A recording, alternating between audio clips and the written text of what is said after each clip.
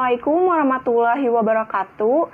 Hai, nama saya Cynthia Aryani Ramdan. Di sini saya akan membahas sedikit tentang coronavirus atau COVID-19 dan bagaimana sih cara pencegahannya.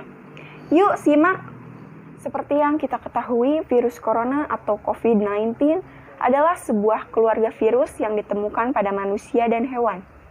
Sebagian virusnya dapat menginfeksi manusia serta menyebabkan berbagai penyakit, mulai dari penyakit umum seperti flu, hingga penyakit-penyakit yang lebih fatal seperti MERS dan SARS.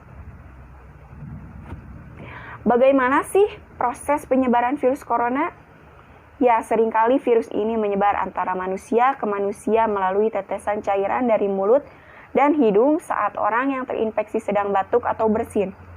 Penularannya mirip dengan penularan penyakit flu. Tetesan cairan dari mulut dan hidung pasien bisa jatuh dan tertinggal pada mulut dan hidung orang lain yang berada di dekatnya, bahkan dihisap dan terserap ke dalam paru-paru oleh orang tersebut melalui hidungnya. Apa saja sih gejala yang dialami pasien virus corona? Gejalanya yaitu demam, batuk-batuk, dan napas yang pendek. CDC percaya bahwa pasien virus corona dapat mengalami gejala-gejala ini 2 hari sampai 14 hari setelah terpapar virusnya. Infeksi virus corona disebut COVID-19. Coronavirus di sisi 2019 dan pertama kali ditemukan di kota Wuhan, Cina pada akhir Desember. Virus ini menular dengan sangat cepat dan telah menyebar ke hampir semua negara termasuk Indonesia, hanya dalam waktu beberapa bulan. Hal tersebut membuat beberapa negara menerapkan kebijakan untuk memberlakukan lockdown dalam rangka mencegah penyebaran virus corona di Indonesia sendiri. Diberlakukan kebijakan pembatasan sosial berskala besar yaitu PSBB untuk menekankan penyebaran virus ini. Virus corona dapat menginfeksi siapa saja, tetapi efeknya akan lebih berbahaya atau bahkan fatal bila terjadi pada orang lanjut usia, ibu hamil, orang yang memiliki penyakit tertentu, perokok, atau orang yang daya tahan tubuhnya lemah, misalnya pada penderita kanker. Karena mudah tertular, virus corona juga beresiko tinggi menginfeksi para tenaga medis yang merawat pasien COVID-19. Oleh karena itu, para tenaga medis dan orang-orang yang memiliki kontak dengan pasien COVID-19 perlu menggunakan alat pelindung diri, yaitu APD. Bisakah pasien virus corona sembuh? Saat ini belum ada pengobatan antivirus untuk menyembuhkan mereka yang terjangkit virus corona. Para pasien perlu mendapatkan perawatan medis ekstra untuk meringankan dan menghilangkan gejalanya. Perlukah kita menggunakan masker? Menggunakan masker dapat mengurangi penyebaran penyakit pernapasan. Namun, menggunakan masker tidak menjamin penyebaran penyakit ini benar-benar berhenti. Cara pencegahan lain yang bisa dilakukan adalah menjaga kebersihan dan menutup mulut dan hidung jika Anda batuk dan bersin.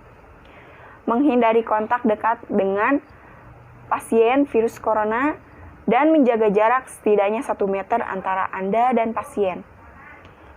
Jika Anda merasa sakit, maka Anda diharuskan isolasi mandiri. Isolasi diri di rumah telah direkomendasikan untuk mereka yang didiagnosis dengan COVID-19 dan mereka yang mencurigai mereka telah terinfeksi. Badan-badan kesehatan telah mengeluarkan instruksi terperinci untuk isolasi diri yang tepat. Banyak pemerintah telah mengamanatkan untuk merekomendasikan karantina mandiri untuk seluruh populasi yang tinggal di daerah yang terkena dampak. Instruksi karantina mandiri terkuat telah diberikan kepada mereka yang berada dalam kelompok beresiko tinggi. Mereka yang mungkin telah terpapar pada seseorang dengan COVID-19 ini dan mereka yang baru-baru ini bepergian ke suatu negara atau wilayah dengan penularan yang luas telah disarankan untuk melakukan karantina sendiri selama 14 hari dari waktu paparan terakhir yang mungkin. Cara mencegah penularan penyakit virus corona atau COVID-19 yaitu perbanyak mencuci tangan menggunakan air dan sabun paling tidak selama 20 detik, terutama sebelum Anda keluar kamar mandi, sebelum makan, dan setelah keluar dari rumah. Dan setelah Anda membuang ingus atau batuk dan bersin. Jika air dan sabun tidak tersedia, gunakanlah pembersih tangan yang mengandung alkohol minimal 60% atau 70%. Hindari menyentuh wajah sebelum Anda mencuci tangan. Hindari kontak dengan orang-orang yang sakit. Tinggal di rumah jika Anda merasa sakit. Tutupi mulut Anda saat batuk dan bersin menggunakan tisu. Perbanyak membersihkan barang-barang Anda serta perabotan di dalam rumah. Semoga apa yang saya sampaikan tadi bermanfaat bagi kita semua dan semoga kita selalu diberi kesehatan. Jangan lupa untuk selalu mencuci tangan dan makan makanan yang sehat. Akhir kata saya tutup. Wabillahi taufiq wal hidayah. Wassalamualaikum warahmatullahi wabarakatuh.